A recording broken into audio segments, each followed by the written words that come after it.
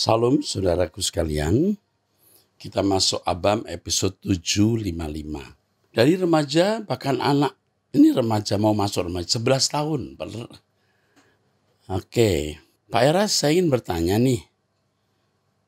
Tapi sebelum itu saya mau cerita, saya seorang Kristen sejak lahir, tapi saya terima Tuhan Yesus pas umur 11 tahun. Setelah itu saya punya cita-cita berubah dari pengusaha ke pendeta. Saya kasih tahu ke tante, papi, dan oma, mereka senang. Mereka kasih banyak buku sama saya, mereka kasih buku teologi sampai renungan. Ya. Saya suka sekali, tapi mereka beli untuk umur 78. Jadi, gimana sih untuk umur 78? Jadi saya harus Google beberapa kata. Nah, setelah itu saya punya sikap perkataan lama-lama berubah.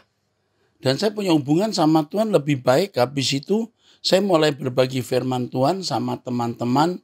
Dan beberapa kali pamer Tuhan. Tapi mereka jauhi saya. Padahal di sekolah Kristen. Mereka juga Kristen. Habis itu saya buat akun TikTok tentang firman Tuhan. Tapi malah di-ban. Padahal saya nggak ngelakuin apa-apa salah loh. Nah, pertanyaan saya, apakah saya terlalu muda untuk belajar teologi dan bagi firman Tuhan? Aduh, kamu luar biasa sayang. Kamu luar biasa, ya. Umurmu 11 tahun ya, saya panggil aja Rebeka. Rebeka, kamu luar biasa. Tidak ada pantangan, tidak ada batasan umur. Belajar terus teologi. Jangan takut ya, kamu lempar firman lewat TikTok, tapi kamu harus punya mentor yang membimbing kamu karena kamu masih muda. Jika kamu butuh, kamu kirim lagi kepada kami Abam supaya kamu dibimbing ya nak, jika kamu butuh. Saya salut dan senang ya mendengar, membaca tulisanmu ini ya. Tuhan memberkati sayang. Dari pendeta pembantu usia 58 tahun menikah, Jayapura, Papua. Dia mengirimkan ini ya, www.tiktok.com sekian. Video tentang seseorang yang mengemukakan doktrin Esa Tunggal dan mengkritik Tritunggal, Oneness dan monoteisme ala pendeta Erastus. Salam Bapak Rohaniku, Bapak Pendeta Erastus Sabdono. Secara tidak sengaja saya menemukan link video ini di TikTok. Saat saya mendengar dan menyimak, mungkin sangat baik untuk dipertimbangkan. Baik sebagai masukan maupun koreksi untuk memperlengkapi iman kita dalam rangka berkemas-kemas memasuki LP3.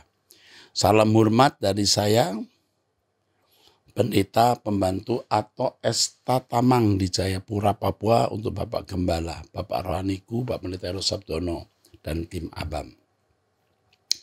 Salut Pak, Bapak memberikan masukan ini dan saya serius perhatikan. Ya, kita tetap bersama sampai Tuhan datang kembali, kita bertemu di langit baru, bumi baru. Selanjutnya dari Duda usia 30 tahun, Kerawang Barat. Ini umur 30 tahun sudah duda.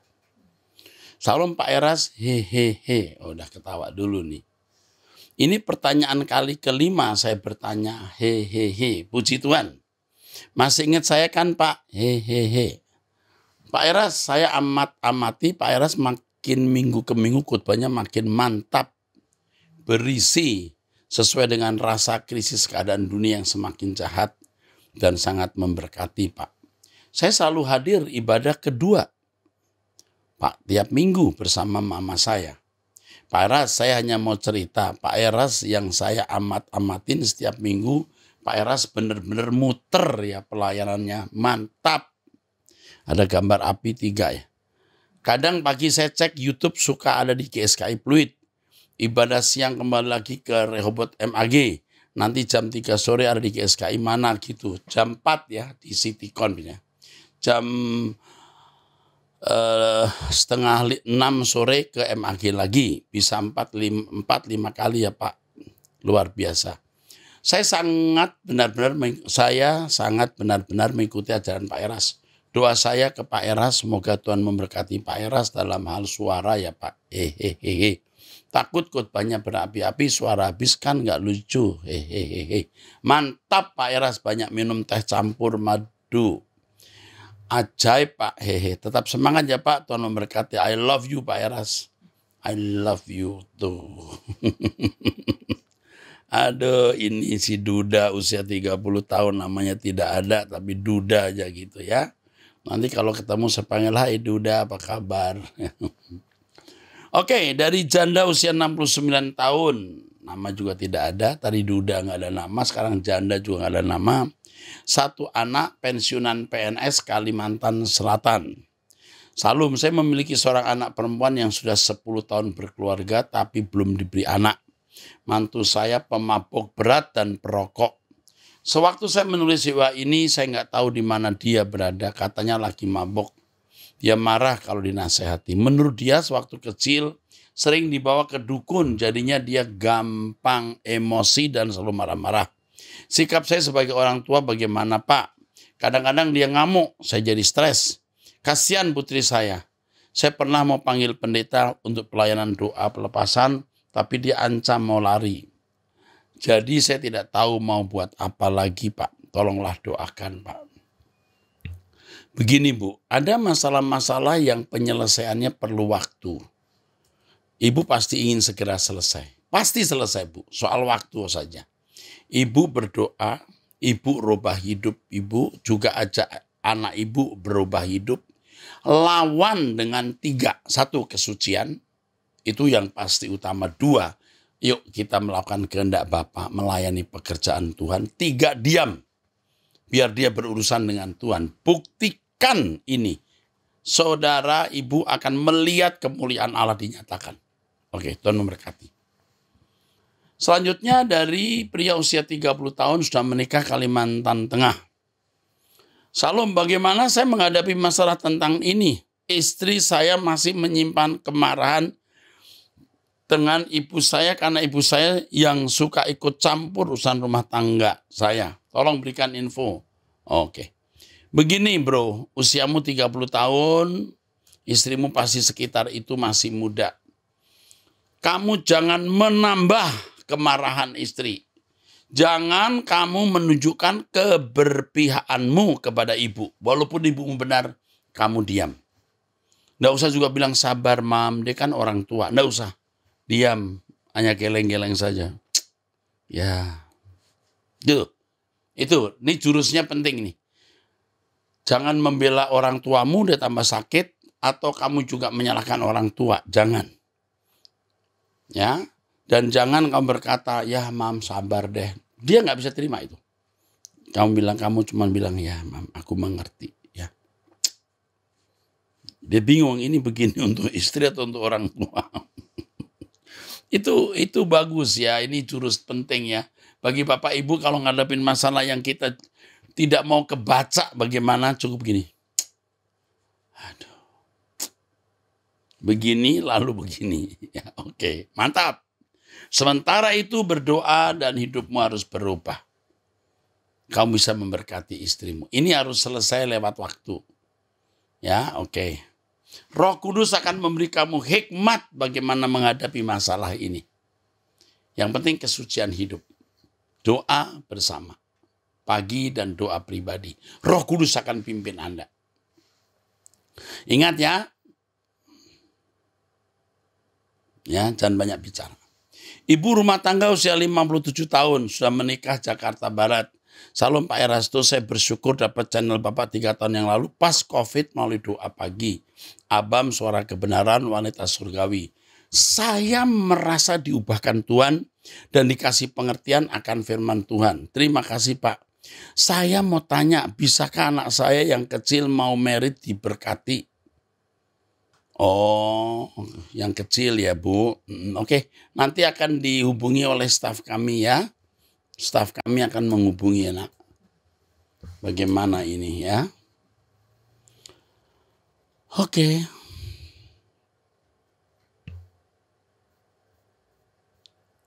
Oke. Dari pria usia 41 tahun sudah menikah di Sidoarjo. Jumat saya work from home. Selama kerja saya gunakan True Wireless Stereo headset wireless. Memang kemampuannya dengan aktifkan active noise cancellation ya. Bisa tahan 7 jam menurut data pabrikan. Namun tetap jika istirahat saya akan charge untuk menghindari kehabisan baterai saat bekerja. Permasalahan tiba-tiba TWS saya ini, True Wireless Stereo maksudnya, lepas dari charge dan ganti sebuah HP di charge. Tanpa ada yang bicara bahwa ada yang gunakan charger tersebut. Karena saya pikir TWS masih mampu dan tetap bisa digunakan.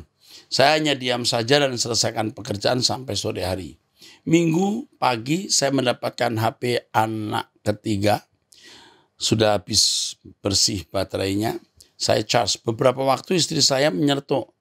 Karena ada suara HP lowbat. Ayo HP siapa yang habis itu? Saya langsung masuk kamar tempat charge HP anak ketiga saya. Saya mendapati anak pertama saya sedang tiduran pegang HP anak perempuan tadi. Kondisi 9%, baterainya dan baru dinyalakan karena itu istri dengar. Saya tanya ke anak saya yang menggunakan HP anak saya yang punya baterai itu. Kamu mainkan HP ini si A, saudaramu. Nah anak saya memakai HP-nya berkata, enggak aku cuma cek baterainya aja. Ini aku taruh di meja. Hal ini buat saya aneh dan tidak percaya. Sampai dua anak saya yang kedua, saya panggil. Saya posisikan anak yang punya HP di charge. Saya tanya ke anak saya yang punya HP dan adiknya, gimana caranya untuk tahu baterainya tinggal berapa. Dua anak saya tidak perlu lepas HP, mereka bisa bilang baterainya tinggal berapa. Akhirnya saya ulang-ulang terus ke anak yang menggunakan HP ini 3 anaknya ya. Satu nih yang nakal rupanya, pakai baterai saudaranya tapi ngakunya cuma ngecek baterai. Bener kamu hanya mau lihat baterainya tinggal berapa? Diem aja ndak bisa jawab. Kata maaf pun nggak ada. Ini saudara yang agak nakal ini atau nakal. Saya bilang ndak baik bohong. Dan bla bla bla saya bicara. Saya ulangi lagi pertanyaan awal. Kamu mainkan HP saudaramu, si A, saudaramu. Sudah punya HP sendiri, ngapain ngurusi HP orang lain? Akhirnya anak yang agak nakal itu yang pakai HP-nya saudaranya berkata, ya, dengan bentak. Dan saya juga bentak. Benar begitu jawabnya? Ya. Saya banting sendok yang saya pegang kala itu. Lalu anak saya yang agak nakal yang pakai HP saudaranya nangis. Dan saya bilang yang mau ikut gereja silahkan siap-siap. Yang enggak mau enggak apa-apa. Berangkat sendiri juga enggak apa-apa. Minggu kemarin itu harusnya saya mau daftarkan baptis untuk anak saya yang pakai HP saudaranya. Cuman saya mau dia dapat pengertian sendiri dan yakin atas kemauannya. Usianya baru 13. Harus atas kemauannya sendiri menjadi Kristen. Saya sendiri memang cukup sering marah, terutama dengan anak yang pakai HP saudaranya, tidak bilang itu. Saya sendiri untuk mesbah keluarga lagi untuk susah komit, padahal saya bangun tiap hari jam 4 pagi, sudah urus kerjaan Senin sampai Jumat, sampai kerjaan selesai sekitar jam 5. Anak-anak mulai bangun pagi, sudah sibuk dengan urusan masing-masing. Pertanyaan saya harus bagaimana saya bisa meredam emosi saya dan bisa memiliki hidup yang lebih baik. Saya memperhatikan Anda ini usianya sudah 41, tapi Anda agak otoriter dan tidak memiliki kebijakan yang cukup. Mestinya you peluk itu anak yang nakal tadi, sayang, kamu tidak boleh begitu. Kamu tidak boleh menggunakan HP saudaramu, lalu kamu ngaku cuman itu bohong sayang ya. Peluk. Begitu, bukan yuk dia bentak, ya pakai. Anda paksa dia untuk jujur. kejujuran yang bukan kejujuran natural. Anda maksa. Nah, ini temperamen Anda itu turun ke anak ini sebenarnya. Jadi sekarang Anda harus memberi contoh sebagai orang tua dengan ekstra kesabaran yang tinggi, kebijaksanaan, belas kasihan. Anak-anakmu belum dewasa dan kamu harus pandang dia sebagai pasien. Jangan ulangi lagi hal ini. Minta hikmat Tuhan, ya. Anda pria yang bertanggung jawab, pria yang punya wawasan jauh ke depan, bapak yang baik, tapi Anda belum jadi bapak yang makin sempurna. Sempurna belum, tapi makin sempurna. Dengan menyampaikan pertanyaan ini, Anda memiliki komitmen untuk jadi pria yang baik atau bapak yang baik. Saya salut. Bersamalah dengan Truth ID, ikut-ikut bahasa terus, doa pagi bersama saya. Ya, kalau sejauh bisa dilakukan atau doa pribadi, Tuhan akan mengubah Anda. Mumpung masih kecil, usia 13 tahun yang nakal tadi ya, Anda masih punya kesempatan banyak mengubah. Jangan pakai cara kekerasan, harus dengan hikmat Roh Kudus. Kita teruskan dengan wanita usia 45 tahun, single parent, 2 anak di Bogor. Pak, saya pernah nikah resmi dan diberkati waktu usia 22 tahun, cuma bertahan 7 tahun. Anak kami cerai resmi tanpa anak ya. Waktu usia 20 tahun, tapi cuma bertahan 7 tahun tanpa anak. Kami cerai resmi karena mantan selingkuh, balik lagi selingkuh, balik lagi hingga saya terlelah. Puncaknya dia murtad dan nikah siri karena menghamili selingkuhannya. Namun 1 tahun sebelum kami cerai, di mana di masa ambang kehancuran iman dan kekecewaan saya didekati pria yang juga bermasalah dengan istrinya, pisah ranjang, karena KDRT dan istrinya meninggalkan dia, anak 2. Mereka nikah tidak resmi. Singkat cerita, saya tinggal satu rumah dengan dia saya hamil dan sering mengalami KDRT berat. Selama 8 tahun dari disekap, ditikam, diinterogasi seharian, tidak boleh tidur, disiram air dan lain-lain. Seperti polisi menginterogasi teroris dan harus mengaku. Padahal demi Tuhan saya tidak pernah selingkuh, Pak. Sedangkan hampir 24 jam kami bersama karena dia tidak bekerja, kami buka counter HP kecil-kecilan. Waktu saya hamil muda, dia menundukkan saya lalu menghajar wajah saya tanpa henti sampai wajah saya hancur, bibir pecah dan lain-lain. Tapi saya selalu memaafkan dan iba kembali saat dia minta maaf dan selalu begitu aniaya di depan anak. Sebab itu anak saya yang cowok ADHD, Pak. Aduh. Pak, kesulitan bicara dan penyendiri. Akhirnya saat dia tidur pula saya kabur dari rumah hanya dengan bawa pakaian 1 tas. Karena dia selalu mau ancam bunuh. Bayi cutter wajah saya. Singkat cerita, saya hidup hanya dengan anak di Bogor. Saya bertahan hidup dengan jualan sate babi dan bakmi ayam jamur. Tapi itu tidak tiap hari, Pak. Kalau besok saya mau bikin apa-apa, saya WA ke teman-teman gereja sampai saya udah dapat beberapa langganan tetap. Tapi saya tidak tiap hari jualan, Pak. Karena saya yang tawarkan, orangnya hanya itu aja. Terbatas karena saya orang yang tak pandai bergaul, Pak. Jadi income saya tidak tetap. Sampai hari ini udah 7 tahun saya di Bogor. Benar-benar tanpa kekasih, hanya kerja dan urus anak. Untuk sekolah anak yang besar ada donatur, jadi saya hanya bayar 250.000 dan yang kecil belum sekolah lagi. Tadinya playgroup, namun saya hentikan karena biaya. Untuk rumah saya kontrak petakan rumah kontrak petak ya, 700.000 sebulan. Tadinya gereja bantu 500.000 sisanya saya, tapi karena udah 6 tahun saya dibantu, saya lama-lama merasa nggak enak. Jadi saya minta untuk mandiri, Pak, walaupun sebenarnya belum pas. Hidup sangat prihatin, Pak, ada banyak hal yang saya alami. Saya atasi semua sendirian, dari anak saya yang kecil, sakit kena kelenjar, getah bening dan lain-lain. Papanya anak-anak tidak pernah kirim uang 1 peser pun. Dan kami putus hubungan karena itu lebih baik, Pak, saya hidup, saya tenang. Pak Eras, sudah 1 tahun ini ada pria duda Kristen, anak 5, ditinggal istrinya karena meng-KDRT. Itu diakui sendiri juga mantan istrinya sempat curhat ketemu saya. Anaknya 4 ikut mantan, saya ikut dia. Penghasilan dia Grab mobil setoran, penghasilan juga tidak pernah tetap. Anak-anak ikut mantan istrinya karena keterbatasan uang. Tapi dia mengcover cicilan motor saya. Pak Eras dia mau nikahin saya. Udah enggak. Ini tolong deh. Ini wanita harus dilindungi. Ya nak, hari ini juga dihubungi nih. Nggak bisa dibaca semua.